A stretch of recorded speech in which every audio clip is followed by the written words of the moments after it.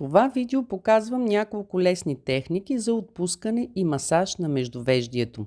Това е мускулът, който се стяга всеки път, когато сме напрегнати, съсредоточени, уморени или притеснени. С времето това напрежение се превръща в бръчка, тежък поглед и усещане за умора в лицето. Затова не е достатъчно само да слагаме крем. Трябва да се погрижим и за самия мускул. Първо го отпускаме с лек натиск и бавни движения, след това го масажираме, за да подобрим кръвообращението и да омекотим тъканите.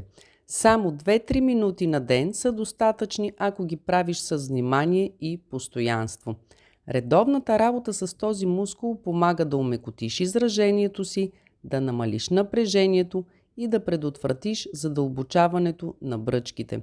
Това не е бърз трик, това е грижа към себе си и когато отпуснеш лицето си, често отпускаш и ума си. Не чакай бръчката да стане по-дълбока, за да започнеш, а си запази видеото, пробвай техниките и ми сподели в коментар как се почувства. Последвай ме, ако искаш да учиш как да работиш с лицето си и как да се грижиш за тялото си отвътре по естествен начин.